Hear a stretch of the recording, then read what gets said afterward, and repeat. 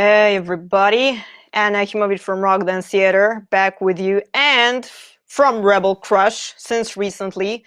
Welcome everybody, good evening or good morning, depending which time zone you're tuning in. Hopefully, there's No More Blood and Tears third, that's right, this is for metal, this is for funk or whatever, but the third chapter of the untold origin stories of Rock Dance Theater is why we are welcoming you over here. Hopefully, wherever you guys are, you are still safe, but enjoying the awesome weather and awesome views with the ever slowly opening world and opening Europe, opening states. So hopefully you're actually chilling out somewhere in a beer garden or in Starbucks, still not super socializing, but if you're tuning in, be sure to do all of the good things, subscribe, follow, hit all of those buttons that we all like and kind of depend on, because we need all of the numbers up to keep going with everything that we're doing. So as always, knowing me, if you know my live streams, I'm going to sit back and give you a minute to actually hit all of the subscribes and the follows and all of the good stuff. So I'm going to drink my coffee while I do that. And hopefully while you're done, I'm going to be able to actually tell you some untold origin stories, which is why we are here over here. And funny, because literally yesterday on Sunday, I was scrolling through one of my hard drives with just like a gazillion data items, starting from notes and memories and inspirations and screenshots and photo sessions or tickets. And I actually realized how intensive the precursor to Rock Dance Theater was. That was actually 2015 and 2016, which was a season where I premiered a project called First Degree of Separation, and that was the last transitioning show from Teatr Compania Achimowicz, which was my previous artistic incarnation for a previous decade, before Rock Dance Theater was officially born, and hence our meeting here today. 4 years anniversary in 2020, 21. So it's quite interesting because it feels like ages already. And while scrolling all of those memories and data, I actually saw that within one same year, I met so many of my heroes all at once in one season. Like I've seen Kiss in Stadthalle Vienna. I've been seeing Hollywood Vampires and hanging out with the guys like a couple of times that season. Aerosmith, I think, was touring their Arrivederci tour. And speaking of Aerosmith, of course, if you guys know me and a little bit of the backstory of Rock Dance Theater, Dream On was basically the song that changed my life. It kind of made me found myself in metal and in rock. So that was kind of the origin. But since we are on a No More Blood and Tears topic, and I try to keep these live streams somewhat rock talk, podcast, rockcast, somewhat educational because of the workshop side of things that I do also in performing arts management and physical theater and stage performance and all of that. I always kind of try to keep it educational for everyone that is below age still and kind of aspire to do what we do, to kick ass on stage, to perform, to tour, to travel, which is what we are exactly coming back to right now. So when I talk to you guys, let's say, about the twists and turns in terms of arts and collaborations in general, and how our lifestyle is in rock and roll and in metal, I gotta tell you that not always it's pretty glam and sugar-coated and easy as it seems with what you see on stage as a show, in the form of, let's say, Satiric Tango, or one of my other productions, Fire and Blood, or let's say with On Edge, the performance with one of my previous guitar players, or anyone that was tuning in into part 1 and part 2 of the Untold Stories. I was also talking to you guys about the fact of addiction in our community, and also how, let's say, drug addiction and alcoholism pretty much affects everything, starting from human relations through creativity, how it compromises basically anything that could work in a professional setting. Some things don't mingle. I mean, Coffee and water does, because one alkalizes and the other one kind of acidifies, so it balances it out. But I'm not someone to talk about morale. I couldn't give a flying fuck about what you do unless it affects me and it affects people being hurt, equipment being stolen, beer spilled over, things blow up, people don't arrive on time, flights are being missed, gigs get canceled. It's just a mess. You get nowhere. So of course, one of those elements, whoever knows me, one abrupt story was that one of my first guitar players had a huge addiction problem, and that's among others why that chapter ended, because if only one person is the steering wheel each time, sobering up the other one, there are plenty of stories on rock and roll. For example, Ace Frehley from Kiss disappearing in multiple cars in the middle of the street, in the middle of the night. No one knew where he was. And it was one of those things like, how the hell do we bring four guys together again because we need to rehearse, go to a record meeting, or what have you? So that we kind of went through. But when I talk about untold stories of origin, some collaborations and some interesting enough projects that kind of happened with me collaborating with multiple artists and people. And as you know, Rock Dance Theater starts from the very rock and roll and raw kind of guitar-driven music, bass-driven music that the choreography derives from, that their interaction derives from. And what makes it special on top with the whole mingle, the third thing comes together is fashion and styling, and a very visual kind of representation and reality in itself. So that stands for that kind of pyramid and triad, which makes it a complete rock hybrid of the 22nd century. And among that, of course, I had all kinds of people working with me, creating with me, being on my journey for a longer period of time or for a short period of time. And one thing that I especially want to mention today, because this series I treat as well as a kind of a summary, a series of stories and anecdotes, if you will, that I would normally be writing in my book about, because I am writing an autobiography, and the longest chapter is the rock chapter, which kind of kicked into action the strongest starting from 2015, or maybe even when I was 11, when I was screaming off the top of my lungs with Janis Joplin because I heard one of her songs on the radio. And who knew? Maybe that was kind of the beginning of who I really was as a rebel. So speaking of collaborations, one season not so long ago was a season where I was collaborating with a stylist, with a person that was doing kind of the visual side of my productions. And of course, as many times, many things happen out of charisma. People meet up and they start collaborating and working. You kind of get to know each other with the process of working together as you go along. Very rarely do you meet knowing everything about each other in terms of, okay, good guy, good girl, bad girl. Are they cool? Are they not? Can they hang? Are they professional? Do they deliver? Do they actually care about the project? Do they chip in?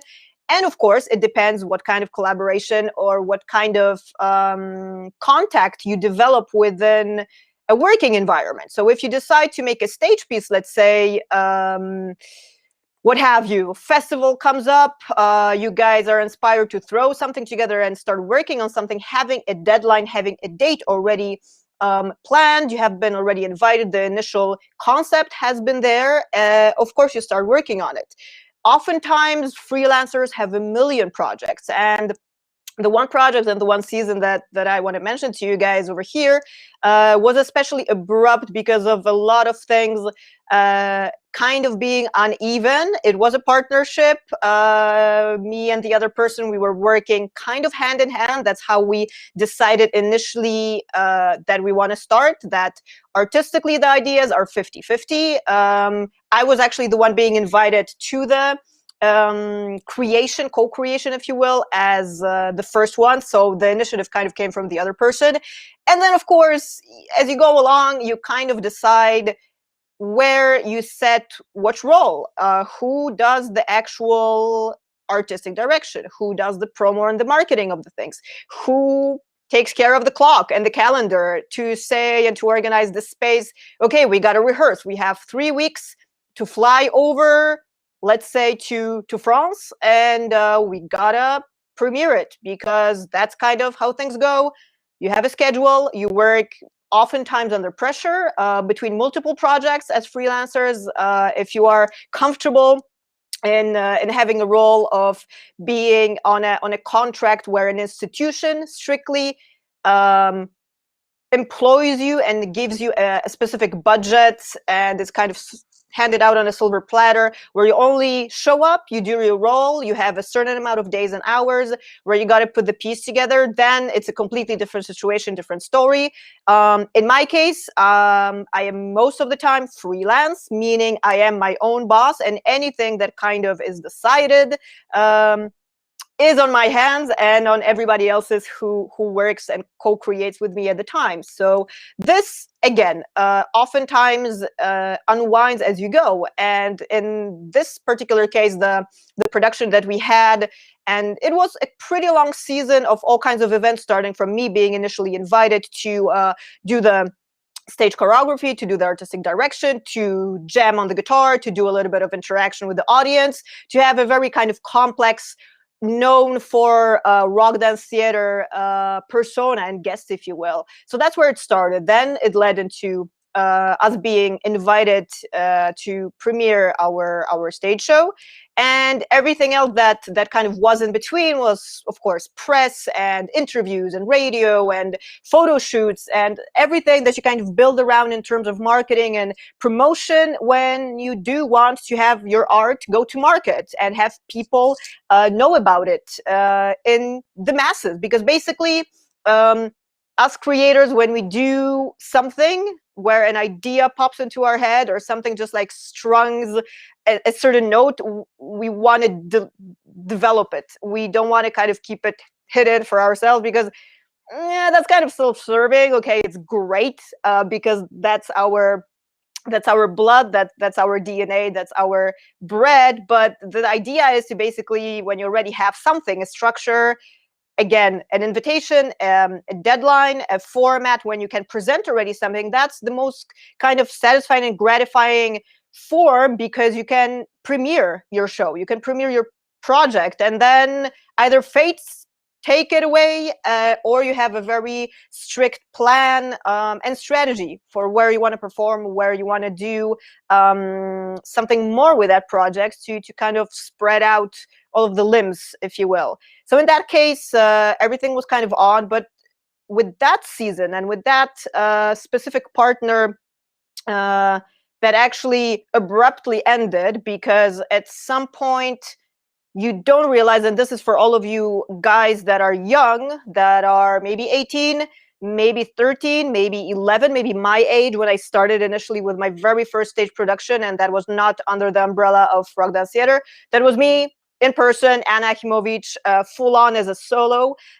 So the awareness, of course, is not there. But I do need to mention that toxic people and toxic people in creative arts do exist. And by that I mean not toxic in the way of marketing or managers or business contracts, but purely people that kind of are there for the ride for certain reasons. And they might not give that agenda out at the very beginning, because, as I say, it's exciting, you're kind of in the zone, you're in the mood, there's a vibe going, there's mutual interest. But along the way, what happens is a crack and a fissure, which, by the way, in French is exactly that, fissure, which is like a crack in ice. So when that starts to happen and you don't initially kind of get the signals, because you get tunnel vision, that's another thing. And when you get tunnel vision, you're so focused and concentrated on the work that you're doing, you not often see red lights. And the moment that they appear, but you still kind of keep going and keep pushing for things, sometimes forcing things to happen, because you're either motivated, or you really want to deliver, you really want to be the person in charge, or as well, if the invitation is there, if the festival is already booked and planned, you kind of do everything step by step, for it to happen, and for the foreseeable future that you plan. And with toxic partnerships like that, very often at the least possible moment, at the least planned expected moment, the real colors come out. And that's usually where people work under pressure, meaning you're already on tour, you already rented the car, you're driving over to the festival. Maybe it's abroad, maybe it's a completely unknown, a language that you need to manage in. You're the only one speaking the language because the other person could, for example, be not speaking the language. So already you have an advantage with that. But then again, even more responsibility comes through. So when you kind of think about all of that, it's not that you got to pay attention to anybody that you work with. You do a background check and you get paranoid and you're on a crazy train with Ozzy. It's not that. But when you realistically think about working with people, that's the risk. That's basically why we are prone to all kinds of these situations. And of course, in any other industry, this might be happening too. If you work in an office, and that's nothing wrong with working in an office, we don't, because we love to melt faces and kick on stage and kick our legs up and throw to the ground and duck and roll and just like thrash out as I do in my rock dance theater projects. That's a different story. But in our world, where people come from all kinds of places, and oftentimes, as I say, you might not even know what is happening in another person's world, and all of a sudden acting out happens when you guys are on tour in this certain moment. And then again, God forbid the organizer screws up, and even if you did send the technical writer in beforehand, it is usually sent for a reason. And the reason is exactly, if you are being invited, they want to know what the stage piece is, what stage equipment you need, how much space you need. You discuss the programming, kind of all of the technical sides of the things, which, of course, for you viewers, that you do not normally see because you guys just see the stage show. You don't see the 10 hours behind the 90-minute or the 16-minute show. On Edge, Strings and Veins, what have you, Without You, tour from last year, 2020, with Vincent Grotesque, who actually just checked in over here with me on Instagram. By the way, guys, we are also on Instagram, and that's like a special other sneak peek and completely different layout if you guys are watching and not only listening on an audio receiver. So coming back again, when extremes kick in, which is the professional reality of things, oftentimes there's already a crack not only in the relation of people co-creating, co-performing, but you have extra stress. You have extra other factors that you don't know about unless it blows into your pretty face. And I'm not talking about making excuses for anybody, because when you, and by you, I address everybody works in a creative environment, doesn't matter. There's a lot of trust and responsibility that falls into that. And in my case, if you guys already know me, I am a workaholic. I am a perfectionist in the sense of where responsibilities and kind of decision making goes, I'm 100 or 0. It's like no compromise, and by no compromise, I mean everything has to be clear. Everything has to be kind of talked through. And even if we wing certain things, which sometimes we do, in rock dance theater, I have plenty of space to improvise, because when the moment comes and it feels good and the phone rings like, hey, what are you doing tomorrow? Because it happens to be Sunday and the club is free. We have like a super promotion event with a sponsor and we want to have you in. I just jump for it. Like, hell yeah. Any kind of opportunity that kind of calls is supposed to come my way, obviously. And also in the creative world, even if I set a structure and a piece, be it with someone or by myself as a solo project, or anyone that jumps into rock dance theater or Rebel Crush, which I'm going to talk about as well.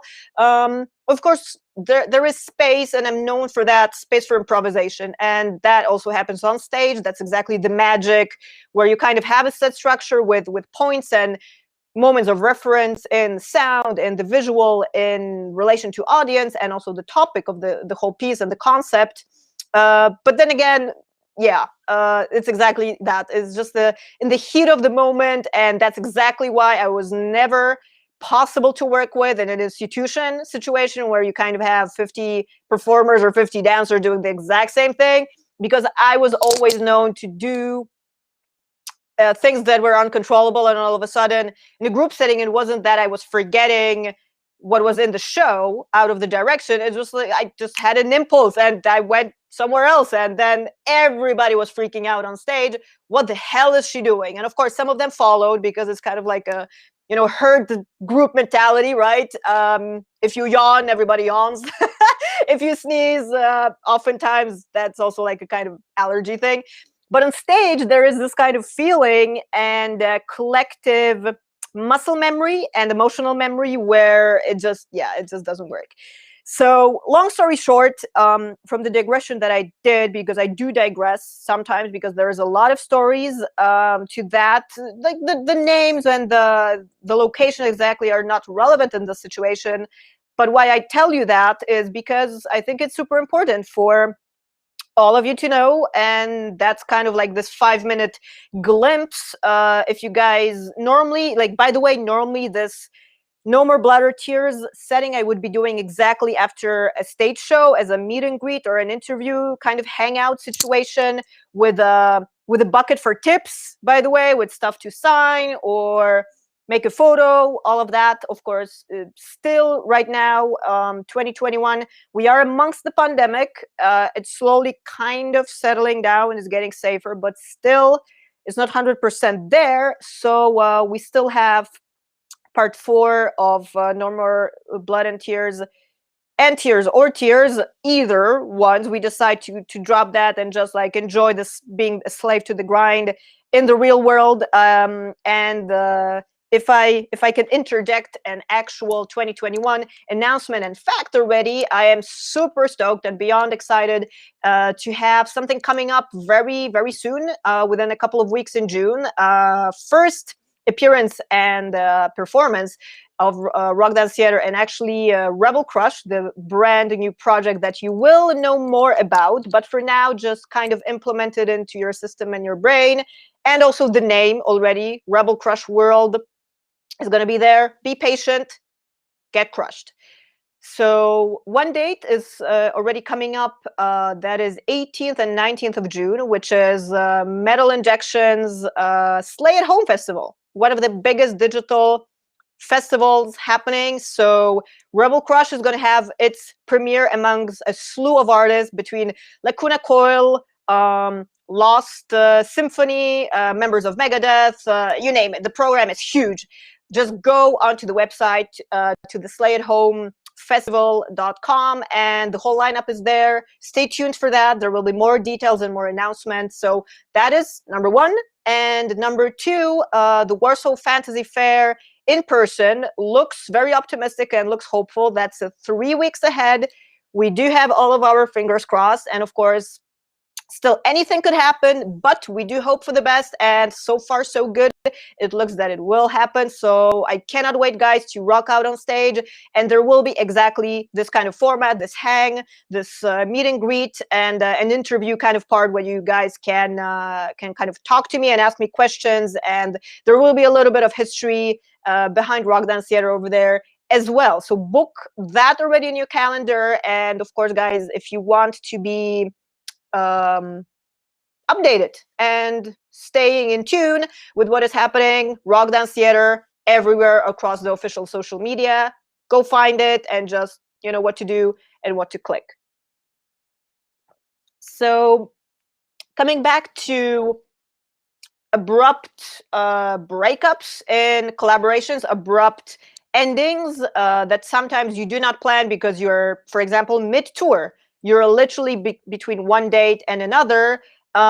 Sometimes even you already have signs and problems that come up, and that is oftentimes kind of a decision within the group, within the organization, if you want to proceed And depending how serious and severe the cracks become, is it canceling a photo shoot, or is it not showing up, or is it one person kind of going, oh Jesus, meeting again, fuck, I don't want to drink coffee and talk about dates anymore. It's like, you know, it's just like, I don't want to be here. And that's one of these moments where you, and by my example, I can already tell you the moment that I had to experience, if anybody's negativity starts to implement and kind of attach to you, that's already a signal to part ways. And why? Because it's going to be even more toxic, because you as a creator are going to stop loving what you do, and you are going to resent yourself, and you're going to have pretense towards yourself.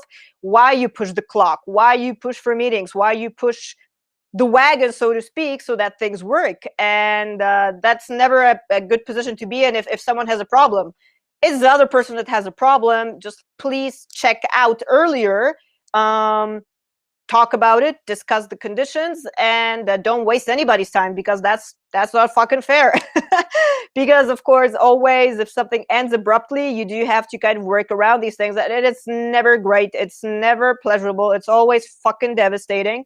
And as I say, again, if there are plans and you or the group plan a certain season of things, and certain new invitations come over, and you're the only one sending emails and clicking massively to find the opportunities, and the other person does not chip in equally, even more so, that's not the way things should work. Because if you are passive and expecting to kind of sit back and be comfortable, not wanting to be there, either just being comfortable that someone else does it for you, you know, it takes two to tango, or satiric tango.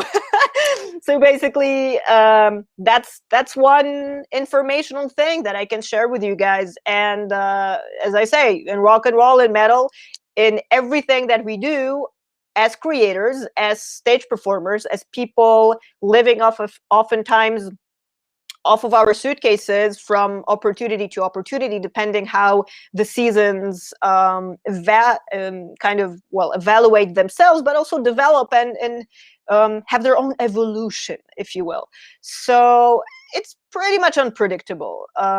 Oftentimes what happens, and sometimes it's completely out of the blue, and in other situations, it's all of the red signals that manifest, and you just don't pay attention when they do. And if you feel something is cooking, and I did kind of feel that things were going abruptly wrong, because me, as an over-motivated creator, and a woman in arts knowing exactly what she wants, hell, sometimes doing mistakes as well, being over-motivated and over-pushing for things is also one of these things. But basically, be aware that I can tell you in my example that sometimes bad people and toxic people are around, there to purely take your advantage and kind of leave the bones and eat the flesh away, and not much more is left. So that's an experience, of course, to take from.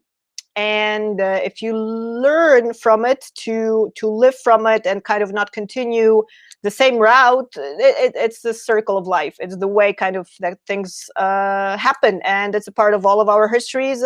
If you read any rock bios or rock books, or anything that is a memoir or an official story, that you look back at in history, that are oftentimes now legends, and literally 30, 40, 50 years back, you kind of look and you just think, oh my God, does this really happen? And of course, now we do live in a digitalized era, but that's a story for different times, how this is involved. And of course, rock dance theater has been formed early on. The very premise of it started happening in 2015. But officially it has been kind of started and had its liftoff in 2017 at Steven Tyler's birthday. That's 26th of March, by the way. So yeah, pretty much that's the drill of it. That's what I wanted to share with you guys, and kind of hang out for a moment, to have that story out there as an example of what the creative world and life is about. And sometimes it's very bloody and very gory and very messy. And other times it's just like smooth sailing because it's just right, and it's the right people, the right lineups, the right setup, and the right collaborations that sometimes takes time to kind of develop, and it takes also time for you to develop as a person and be aware of certain things, and it's a learning curve, and there is no absolutely rules to it.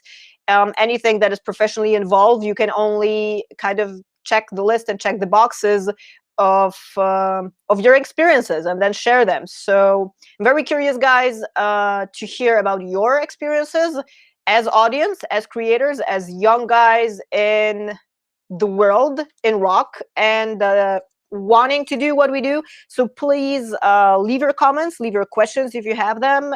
Someone for sure will hit you back with my response. So yeah, thank you very much, guys, for tuning in. Part 4 is going to be on 28th of June, which is actually my personal birthday, and that's going to be the last one of the untold origin stories of Nowhere Blood or Tears. But we do have stuff coming up. There are festivals and events and performances in the works. Hopefully they will all come together and happen. Europe is literally unwinding as we speak, so this is kind of new history being founded as we speak. So hopefully when you watch this, guys, somewhere in the evening on replay, because right now you're just enjoying fresh air and still the awesome weather, which I'll probably do. I'll go for a evening power walk to stay in shape and be ready for a couple of my appearances that are going to happen over June 2021, which is super cool. And that's going to be part of Back to Basics Tour 2021, because that's exactly what it is. Back to basics, back to mingling with people, to doing what we love, full on and full throttle, and also being able to fist bump with you guys and hang out and get to do a little bit of chatting in this meet and greet kind of format. So see you at the Slay at Home Festival on Metal Injection, live stream as well. So stay tuned for the schedule. And also in person, Warsaw Fantasy Fair. Fingers crossed, the weekend of 19th and 20th. And then at the very end of the month as well, an announcement is cooking. I cannot disclose that yet. So as always, guys, stay safe, keep rocking, wear your freaking mask, get jabbed, and let's get rock and roll back into action ASAP. So thank you very much for tuning in everywhere. And as always, until later, see ya.